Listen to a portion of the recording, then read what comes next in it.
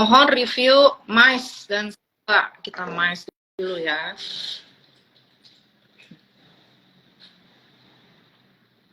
Mice nih mice. Mice ya. Mice, kita lihat mice. Mice ini, sorry, bisa di zoom sih? Zoom. Kita mau perlu ini nggak 60 menit? Belum sih, nggak perlu sih. Dailynya dulu. Coba ya, bentar. Kita mice. Masih kurang liquid kalau nggak salah ya. Ini yang Pigeon Iya. kan ya?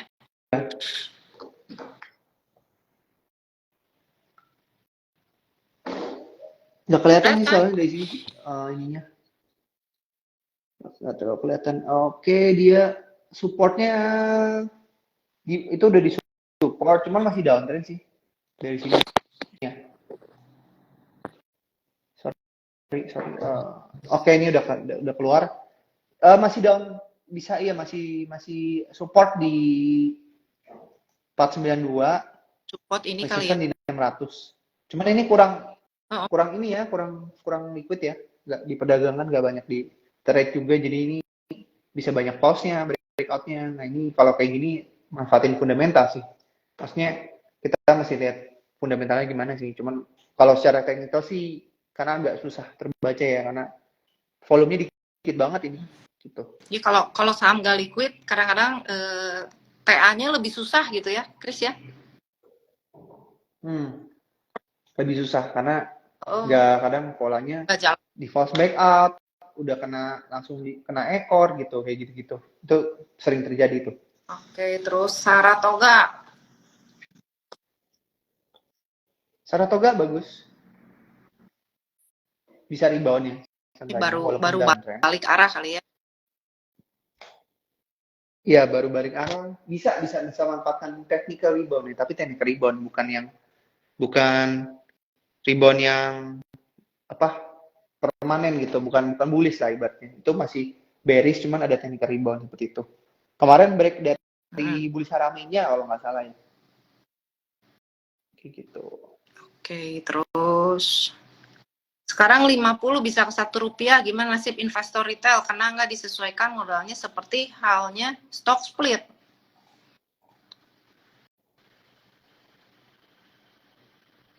Nggak ngerti ya. Ya memang nanti kan jadi bisa di bawah 50 ya jual belinya ya. Iya, tapi tergantung ininya. Kalau dia dianggap di bawah, itu ada syaratnya, makanya di bawah, kalau nggak salah di bawah 5 juta dan 6 bulan ya, kayak gitu. Nah itu ada kriterianya, which is itu udah illiquid banget kan, kayak gitu. Terus ada pertanyaan lagi, Telkom Info udah. Ya, Bapak Ibu ada lagi yang mau ditanyain? Kalau kita bahas nih saham-saham pilihan Christian. Chris, ada pilih apa aja, Chris? Untuk hari ini ya, kita ini masuk nih, actually Antam masuk untuk hari ini. Buat sesi. Lalu kita lagi lihat di NRG ya. Apa energi? Energi Antam juga. Antam berarti level sekarang udah boleh gitu 2020-an. 2000. Lihat. Bentar, kita lihat. Antam ini kemarin dia di buy on breakout. 2050 tunggu breakout ya. Tapi kan udah mau dekat nih, kita bisa lihat. Perhatiin ya, volumenya mesti. Kalau naik, volumenya gede, makannya gede, hap gede gitu ke atas langsung kayak nggak sabar gitu. Nah itu lebih peluang naik beneran daripada yang kayak di layar tuh 2 lot, 5 lot terus bolak-balik mundur-mandir. Nah itu kadang-kadang naik nggak jadi, balik mundur ya. Ya, jadi masih oke sih untuk itu, bisa rebound untuk Antam dan MIDI juga, MIDI NNFG. Oh iya, berarti 3 itu ya. Bisa diperhatikan lah ya. Oh ini baru break dari ini nih, dari satu. Inverted shoulders. Kalau ngomong daily-nya inverted head and shoulders, jadi masih bisa ada reversal di situ ya. Oke. Jadi untuk nambahin aja ya teman-teman yang fase hybrid itu Desember ya efektifnya banget. Nah ini memiliki kriteria tidak liquid ya. Jadi peraturan bursa nomor 1X ya 1/10. Jadi dengan transaksi harian ya kurang dari 5 juta ya. Transaksi hariannya kurang dari 5 juta dan rata-rata kurang dari 10.000 lembar saham ya selama 6 bulan terakhir kayak gitu. Jadi selalu term and condition TNC berlaku. Ada syaratnya ya yang bisa dulu. Iya, betul. Oke, Bapak Ibu. Ada yang mau ditanyain lagi, Pak, Bapak Ibu?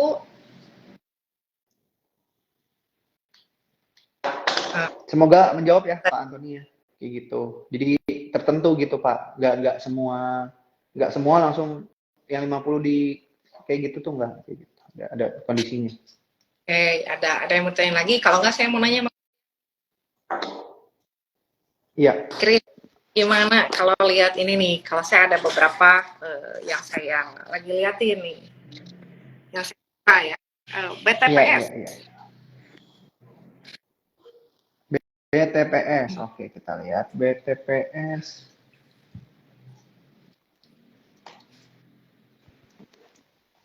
Udah di bottoming Ci ya, kalau saya lihat ya. Udah bottom di 1.800-an ya. Masih bearish. Dia mencoba membreak atau membentuk falling wedge ya, Ci, kalau dilihat ya. Terbentuk falling wedge sebenarnya di situ ya. Ya, kalau saya lihat sih 18.7 supportnya udah low risk gitu ibaratnya ya. Terus ini kan bukan barang abal-abal ya Chris, barang bagus ya. Iya. Nah ini fundamentalnya mendukung lah. Saya suka ini, terus saya ini nih ASA sama SLC itu kayak balap-balapan itu, harganya tunggu itu. Nah. Wah, kalau ASA mantap sih itu. ASA masih rapi ya Chris ya. Masih strong. Tunggu koreksi aja. Kalau yang kalau udah bullish tunggu aja koreksinya kok. Buy on weakness juga ini sih aman. Ini kok. udah ini strong ini udah higher high, higher low ya. Kalau misalnya Bapak Ibu uptrend tuh apa? Higher high, higher low, ini udah jadi ya katanya. Terus ASLC nih, saya ini suka juga nih.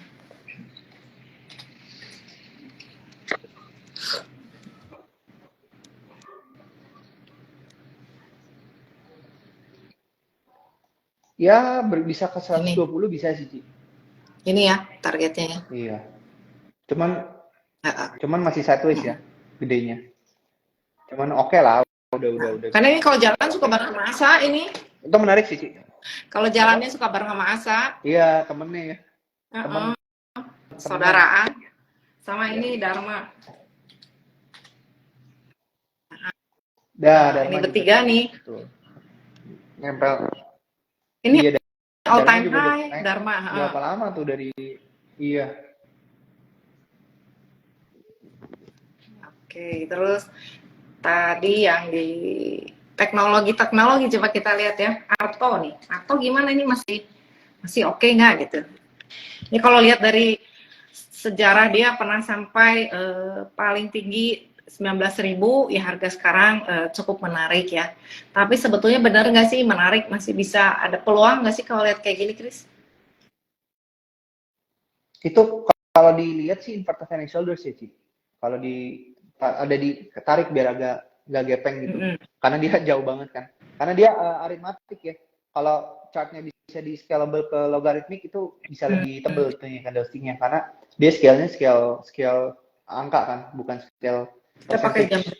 Nah, kalau logaritmik enggak yang. Kalau biasanya logaritmik lebih enak sih.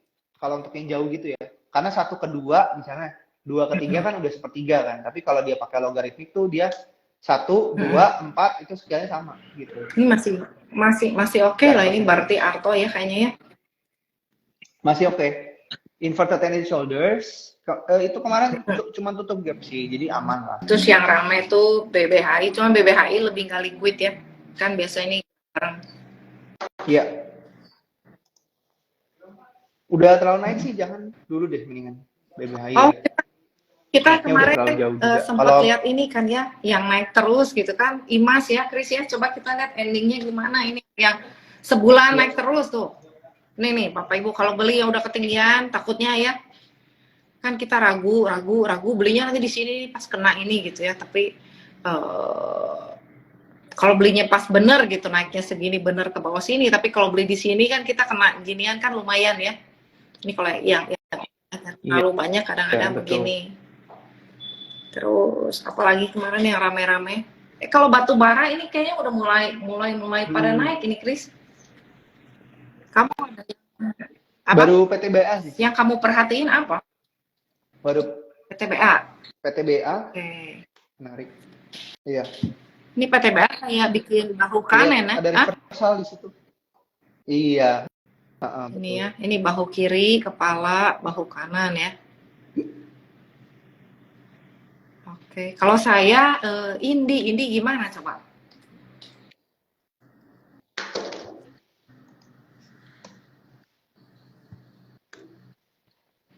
Indi masih technical rebound sih, nggak se-obvious si PTBA. PTBA lebih ini ya, lebih enakan gitu ya.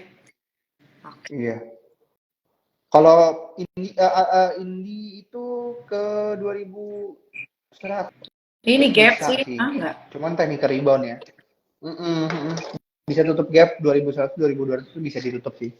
Masih ada ini sih MA50 nih resistennya kali ya. Iya, masih ada magnet ibaratnya nih, masih harus. Terus, masih ada tempok ini nih dulu kita itu. cari yang lihat yang ITMG coba. Nih. ITMG masih malah ketinggalan ya, Chris? Iya, ITMG belum bergerak. PTBA punya cerita sendiri kali ya ini. Oh, dia ada sentimen dividen kalau nggak salah, Chris. Mungkin jadi kan kalau lain udah keluar dividennya dia belum, makanya mungkin nunggu itu kali orang-orang ya. Naik, iya. Ini Bumi malah udah bangun ini daripada si ITMG. Bumi iya udah bangun, cuman masih bearish ya. Hati-hati kalau Bumi juga. Masih bearish, masih bear. Oke. Nah kan tadi kan kita udah bilang ya, udah ada apa? Udah apa yang jelek-jeleknya nih ya. Nah sekarang cari buat kedepannya ada kira-kira ada berita bagus apa nih yang bisa jadi katalis market naik nih?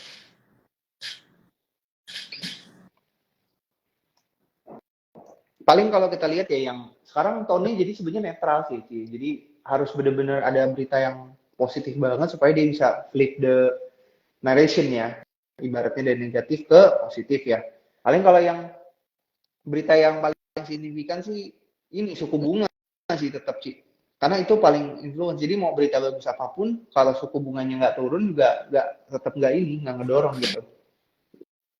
Lalu misalnya berita yang kayak COVID, kan kita juga udah selesai COVID gitu. Jadi udah lewat, kita nggak bisa pakai isu itu lagi gitu ya. Ibaratnya udah semua juga udah balik normal gitu. Jadi kita udah dapat data actual yang kayak aktivitas sudah normal kayak gitu. Mungkin lebih ke nanti earnings ya, maksudnya GDP-nya Indonesia bagaimana. Tapi itu juga kalau misal dari sananya tetap masih wait and see, jadi kita juga belum bisa ada yang ngangkat juga sih kalau menurut saya ya. Karena susah ya, karena kita kan spill over ngikutin dari sana ya, dari US gitu. Itu kalau saya lihatnya seperti itu sih. Jadi ya bagus tapi nggak bagus enough gitu. Jadi kalau kita bisa bilang, oh GDP bagus, iya bagus, ini bagus, apa neraca bagus gitu misalnya, atau rupiah kita bagus, tapi untuk keadaan sekarang gitu ya, gimana Amerika ini lagi, US lagi naikin suku bunga, bagus aja nggak cukup sih gitu menurut saya. Jadi makanya kita juga lihat loh GDP bagus, semua tiap bulan laporan bagus, tapi IHSG mau katanya ke 7.800 bahkan nih, tapi kok enggak ya gitu ya. Karena kalau dilihat bagus pun nggak cukup nggak enough gitu ya. Secara kalau di pasar equity itu kan lebih ke high risk sih, jadi itu juga menjadi pertimbangan. Bukan, mungkin orang udah kategorinya udah bukan belum bagus, cuman udah dibilangin belum nggak jelek gitu kali ya. Iya, nggak jelek, jadi netral. Netral kliknya satu sama lain ada gitu kali ya. Iya, betul. Jadi kalau bisa dibilang udah bagus.